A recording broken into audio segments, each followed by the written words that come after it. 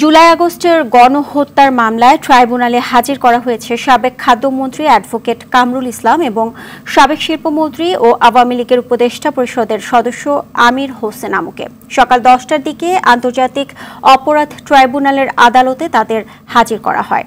এর আগে 2 ডিসেম্বর আন্তর্জাতিক অপরাধ ট্রাইব্যুনালের চেয়ারম্যান গোলাম মর্তুজা মজুমদারের নেতৃত্বাধীন 3 সদস্যের বিচারিক প্যানেল তাদেরকে বুধবার ট্রাইব্যুনালে হাজির করার নির্দেশ দেন। এরই মধ্যে আওয়ামী লীগের এই 2 নেতা সহ আরও অনেক নেতা গণহত্যার অভিযোগে গ্রেপ্তার হয়ে কারাগারে আছেন।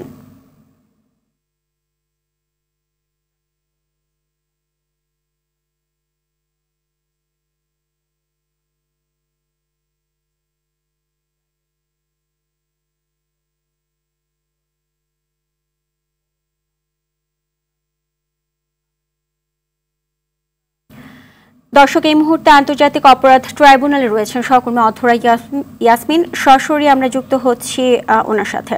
অধরা, আমরা জানি যে আওয়ামী লীগের 2 নেতা ট্রাইব্যুনালে হাজির করা হয়েছে, তো সেখানকার সার্বিক পরিস্থিতি আমাদেরকে বিস্তারিত জানাবেন।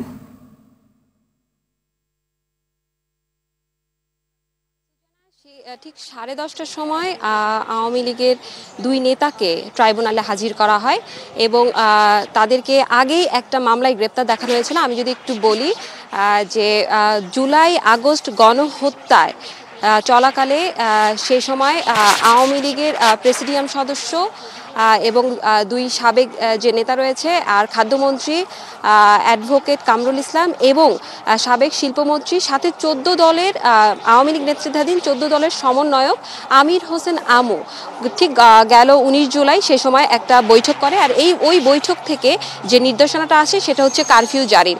এই জুলাই বিপ্লবের যে ছাত্র জনতা রয়েছে তাদেরকে দমাতে কারফিউ জারি করা হয় এবং তাদেরকে রুখে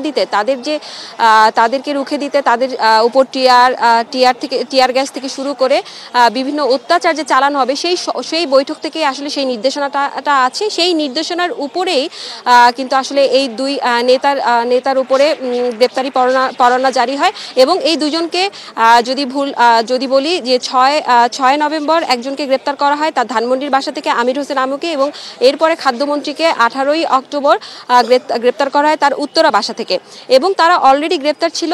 আর প্রসিকিউশন গেল 2 ডিসেম্বর মানে গত সোমবারে প্রসিকিউশন তাদের 2 জনকে ওই মামলাতেই গ্রেপ্তার দেখিয়ে ট্রাইব্যুনালে হাজির করার নির্দেশনা দেন। একটু বলে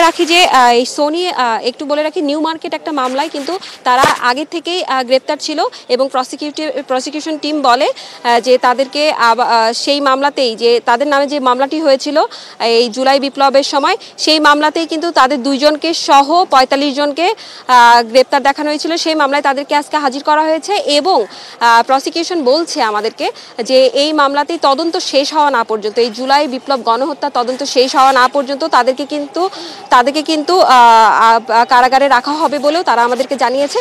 তো সুজানা, আসলে বলতে গেলে এই আমির হোসেন আমু এবং খাদ্যমন্ত্রী অ্যাডভোকেট কামরুল ইসলামকে আগে থেকেই গ্রেপ্তার ছিল, আজকে হাজির করা হয়েছে এবং এই মামলাতেই তাদেরকে গ্রেপ্তার দেখিয়ে কারাগারে রাখা হবে ঠিক যতদিন পর্যন্ত তাদের বিরুদ্ধে তদন্ত শেষ না হয়। তো এই ছিল সুজানা ট্রাইব্যুনাল থেকে আমার কাছে সর্বশেষ। অধরা, ধন্যবাদ আপনাকে।